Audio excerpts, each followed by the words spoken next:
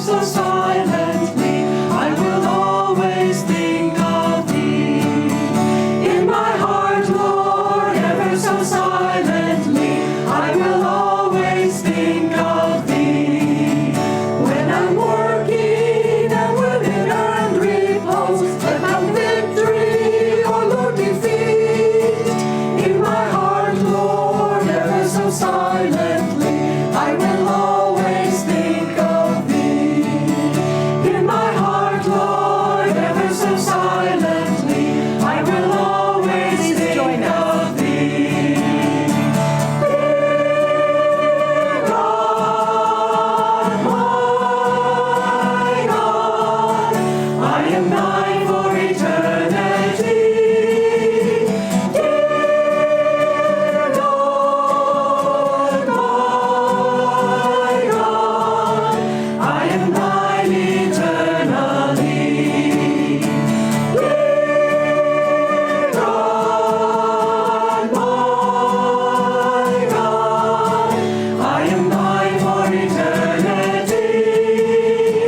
Dear Lord, my God, I am thine eternally. Good morning to all of you who are viewing online. It's a glorious spring day, and you can hear the voices of little children, singing of birds, and the air smells especially sweet. So it's a good day. I'm going to read from Rays of the One Light, and this is week number 12, and it's entitled, We Are Children of the Light. And this is commentaries on the Bible and the Bhagavad Gita written by Swami Kriyananda. Truth is one and eternal. Realize oneness with it in your deathless self within. The following commentary is based on the teachings of Paramhansa Yogananda. It is common for people to perceive themselves according to their present realities. A person in ill health says, I am ill. Few say, I am well. It is my body that is suffering. People in a low-income bracket say, I am poor. Only the unusual person will say, though outwardly I live in poverty, inwardly I am wealthy. Thus, when it comes to moral and spiritual development, people commonly identify themselves with their weaknesses and their mistakes. They consider it almost a sign of humility to say, I am a sinner. Though in effect, what this means is that they identify themselves with their sinfulness, not with the soul's power to transcend all limitations in God. The great masters, including Jesus Christ, have always emphasized the divine potential of mankind. To encourage us, they address us as children of light, not of darkness. The Bible in the Gospel of St. John, chapter 3, makes the point that our true home is not the mud of this earth, but the light of heaven. No man hath ascended up to heaven, it tells us, but him that came down from heaven. This passage continues, even so, the Son of Man who is in heaven. Emphasizing that Jesus, though he lived on earth, is perceived by the eye of wisdom as conscious, even in human form, of his true reality in heavenly spheres. The way to know God is to live in godly consciousness and not to bewail our imperfection and our distance from God. Jesus said, Blessed are the pure in heart, for they shall see God. And the Bhagavad Gita states, Seekers of union with the Lord find him dwelling in their own hearts. But those who, lacking in wisdom, seek him with impure motives cannot perceive him, however much they struggle to do so.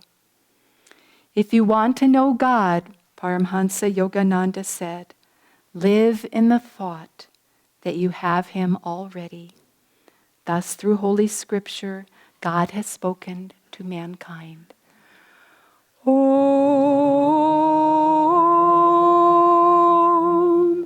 Om, Om.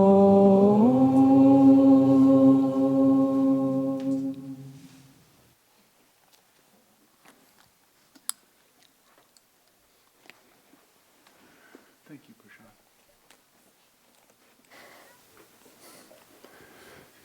Well, I would also like to welcome you.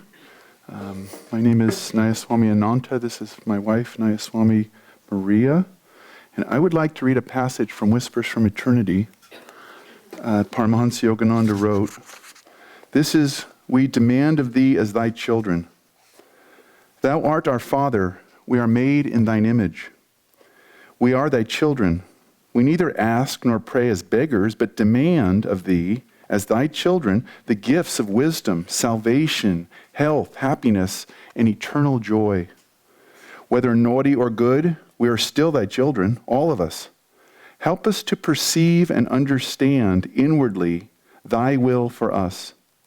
Teach us the independent use of our human will, since thou gave it to us to use freely, attuned to thy wisdom-guided will."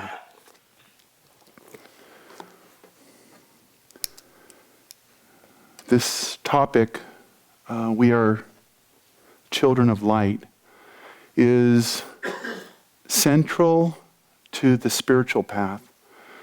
In fact, if we look at it, we can argue that the spiritual path is a process of becoming aware that we are children of light.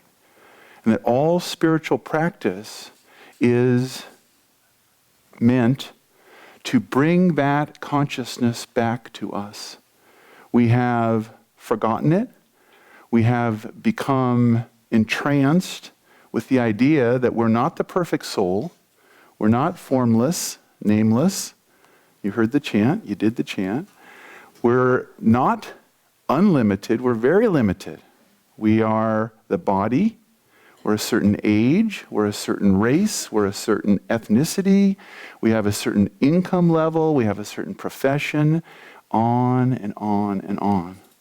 But the masters tell us repeatedly that that is not reality. Their measure is that it's not lasting, passes away. For one thing, it's always changing. Not the man I was 30 years ago, to put it bluntly. But I wasn't the man I was 30 years ago, so it's not really a problem. The reality of it is I am formless. I am free. In myself I am free. I am blissful, ever free. In myself I am free. When you chant that chant, can't you feel Kriyananda? And that was a chant that he wrote, and it's just, I can hear him chanting it, and I'm chanting it with him like we did 40 years ago. It's that consciousness that he exhibited, that Master exhibited, and that all of us need to exhibit as truth seekers. If we're really truth seekers, and we are truth seekers, we're seeking the truth. What's the truth? The truth is that we are formless and free, we're not limited. That these forms, attachments, the position we are in life, the karma that we've created, they're not the real self. What's the real self? It is limitless, it is never born. Kriyananda used to tell us, you're as old as God. That's amazing, huh? When he said that, wow. Of course, as we get older, we feel we're as old as God, but that wasn't what he was talking about. He was talking about a consciousness, that we're a soul, we're infinite, and we take these bodies. The problem is only not taking them.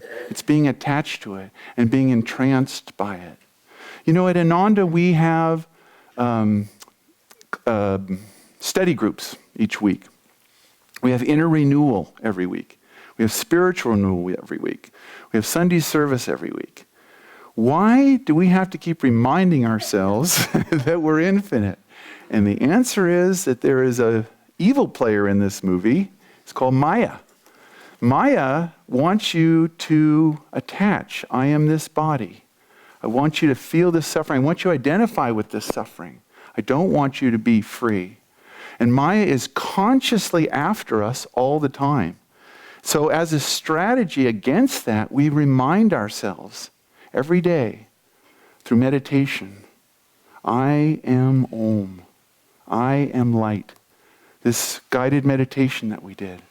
We're beings of light. We have to remind ourselves because Maya is constantly calling to us, you are the occupation that you have. You are unemployed. You are in a high tax bracket and the government takes too much of your taxes.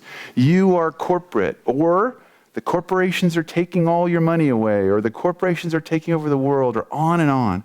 All this Maya, all this shadow that says you're not a being of light, you're not formless and free, you're limited and attached, and you're small. And with that comes a whole lot of pain. And the only reason that the masters come is so that we can get out of the pain and get back to the reality, I awaken thy light. That's why they come. That's why Master came. That's why Buddha came. You know, it was 1 week ago was Easter. I was thinking that we could title this service, We Are the Children of Light, Stay Risen. We've gone 7 days now since Jyotish told us about Easter. How many of those 7 days did you stay risen? That's the goal. Stay in the light. Realize that you're the light. I'm going to tell you a true story. March 9th, 2016, a couple of weeks ago, our friend Nayaswami Brinde was dying of lung cancer because she smoked cigarettes. So don't smoke cigarettes. But she used to smoke cigarettes and she got lung cancer and her body was dying. One of my friends went there that morning and Brinde was dying. We all knew that. We were all praying for her. But one thing happened and another, and they said, here, do you want to pray? And my friend said, yeah, I want to pray for Brinde. So he sat down and he started to pray for Brinde.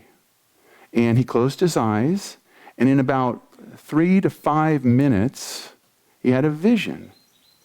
He's never had a vision before. He had a vision. And in the vision, the dying Brinde, Nayaswami Brinde, stood up on her deathbed, and she was holding hands with Paramahansa Yogananda and Swami Kriyananda. And they were smiling ear to ear, as my friend said. They were just smiling because they're beings of light. Nayaswami Brinde is a child of light, and every one of us is a child of light. And I think that that vision was given to us. One few minutes later, a person in the room said, I think she's gone. And then they took her pulse and the body was gone. Now, wait a minute. Is she standing in light with Kriyananda and Yogananda? Or is she dead? She's in light. We're beings of light. That was given to us through my friend because we need to remember that the light is the reality. Kriyananda isn't a body in the Moksha Mandir. Yogananda isn't a body in Los Angeles. They're beings of light. They live. Life is eternal. Spiritual life is eternal. Worldly life doesn't last. It's passing. So we need to live in that light. We need to remind ourselves constantly. How can we do that? One, of course, meditate. When you meditate, what do? You shut off the senses. You close the eyes. You stop being, if you relax completely, you stop having a body. You disconnect the sense telephones. That's what Master said. You put your body down, leave it alone. You're not the body. You let go of your emotional situation. And you rest in the peace of God consciousness. You meditate on the light, or on the love of God, or on the peace of God. And you enter into that realm which is real. The real world is the realm of light. We're children of light. We come from light, we go to light. That's the reality. We have to Meditate deeply. With another technique Yogananda gave, the Om technique. What do you do in Om technique? You listen to Om. Om's an aspect of God. Om. Listen to Om. Om's your real name. Om is your name in the realm of light. Your name is Om. One of my friends wanted to be named, he wanted the spiritual name Om.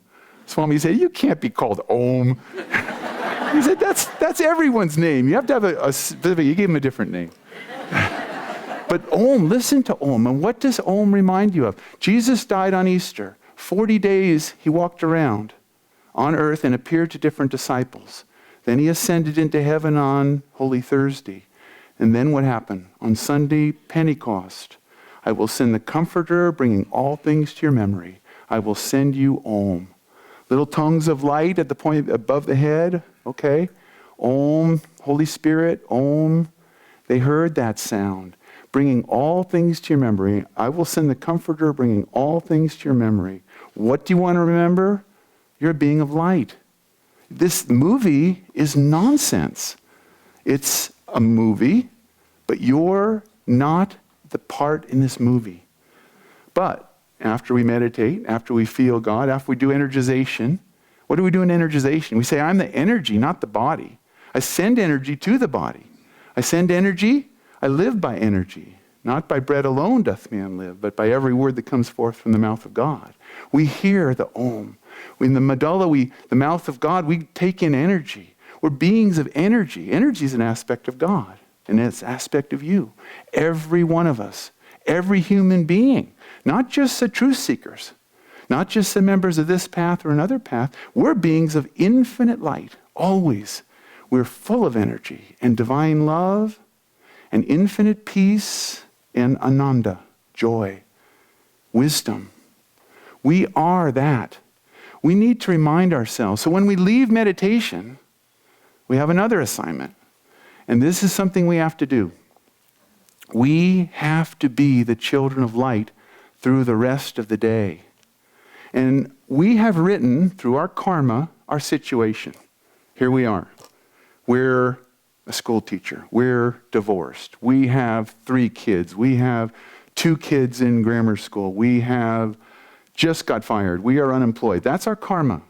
That's the script. Okay, how are you going to play it? We're going to play it as children of light. We're going to be beings of light playing the part of our karma. Young, old, body good, body bad, surgery next week, taxes due on the 16th, not a penny, not a clue how to do it. How is the being of light going to respond to that? With faith and with the reality that you are a part of the infinite reality of God. That is the truth. And each of us, now I wish that I could give you a script. I can't give you a script. You wrote your script. All I can give you is some acting help. And what you need to do is you need to let the divine flow through you. You need to remind yourself you're a child of God. And every part of your day has to be animated with the consciousness of God. And for each of us, that's going to be different. We have a whole bunch of suggestions from the Guru. Read the scriptures, chant, meditate, do japa, do affirmations. I am well, strong. The perfection of the universe is within me. These are wonderful because they put us in tune with that aspect of ourselves as light, and then we can play the part perfectly. Perfectly. And we can do it. Each of us has to do it differently. Some of us work at the clinic. Some of us are ambulance drivers. Some of us are single moms with 2 teenage daughters. Wow. Can we do it? Yes. Divine Mother can do it through us. We can't do it through the ego. We really can't. We can think we can, but we'll get caught by the Maya, and soon we'll forget that God is the doer. It doesn't work. A true seeker knows that. And what we have to do is deepen our attunement to that constant love of God and power of God in our lives. And we need to play with it. You need to figure out a way to get from home to work in your car and think about God. You can write a script that you're Krishna driving Arjuna's chariot. You can write a script at work that this data is light going out to people. In your little cubicle, you're blessing the world. It doesn't matter what you do. That was one of the things that Master wanted the World Brotherhood colonies for, is to show that every aspect of our lives can be lived from the realm of light. Our clinic, our grocery store, Master's Market, our expanding light guest facility, our fire department, our building repair, our car repair, our data entry, the accounting department, on and on. Everything that we do. That's why Lahiri Moashai was an accountant for the railway, because he wanted to show it's not just you withdraw into the light and meditate in a cave. It's you embrace the reality, and by that, you spread the light to others. Some of you came here to the Expanding Light for the weekend. That takes a mark of spiritual attunement that's pretty high. We're very glad you're here because you are looking for truth. The expanding light embraces all. The expanding light is the light of God. It makes us all brothers and sisters. We are children of one Father, one Mother God. There is no other reality that is really moving. So we need to live in that way.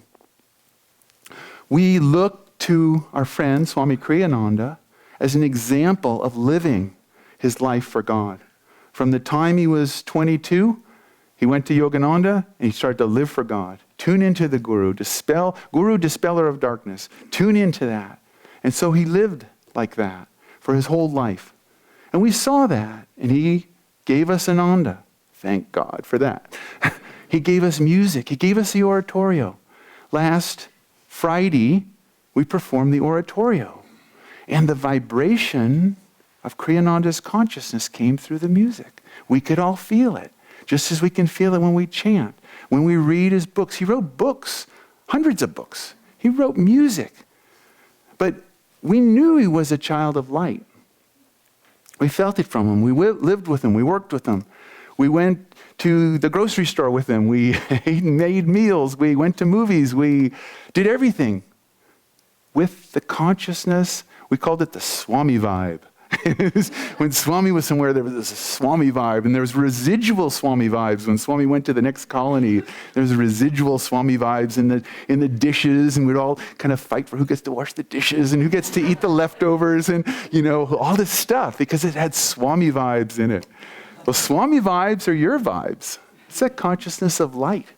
And that's what we had. But an interesting thing happened when Kriyananda left the body. On April 21st, 3 years ago, Kriyananda dropped the body. Kriyananda had said, especially towards the end of his life, he said, Kriyananda is an event for which I feel I'm responsible. But if you think about that, I am responsible for Kriyananda's event. Who's I? I's the soul. I's the infinite soul. He's the watcher. He's the being that's free from any limitations of karma or anything. And one day, Kriyananda dropped the body. A very interesting thing happened, because we compared notes after it happened. But Kirtani is in Italy with Swami when he drops the body. We're in the Ananda village. It's the middle of the night. Swami drops the body. And we both had the same experience. All of us did. The Kriyananda dropped the body. The event called Kriyananda ended. What was left? Om, the light. There was this tangible, palpable feeling of joy, of peace, this deep, deep peace. We're thousands of miles away from Italy, but instantly we felt this joy, because Kriyananda isn't even Kriyananda. That's just an event for which he's responsible. But he's that being of light. Each one of us is the Kriyananda. Each one of us is the joy of Kriya, the joy of yoga, Yogananda. We're all beings of infinite light. We have to animate our lives with that consciousness and play it out as he did. And play it out as Yogananda did. Because they don't come to show us how great they are.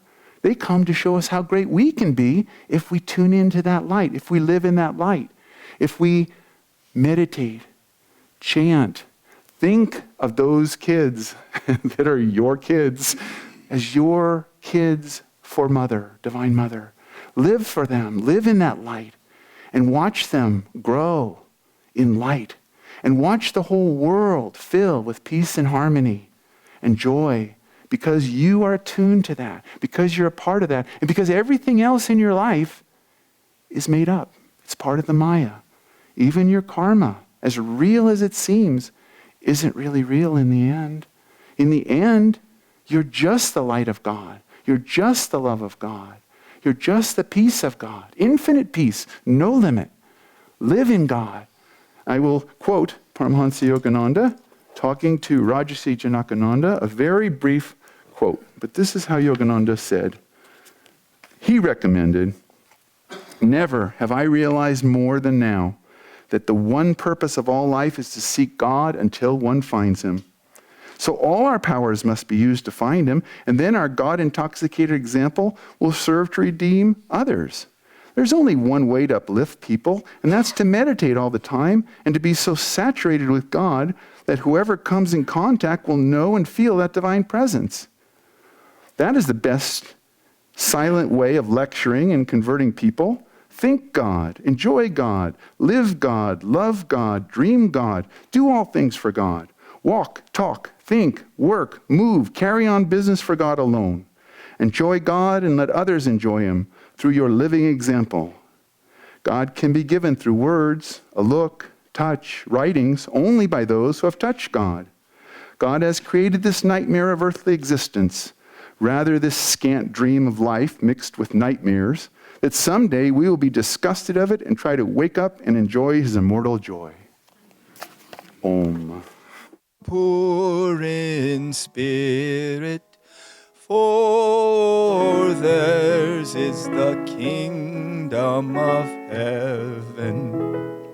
Blessed are they that mourn, for they shall be comforted. Blessed are the meek, for they shall inherit the earth.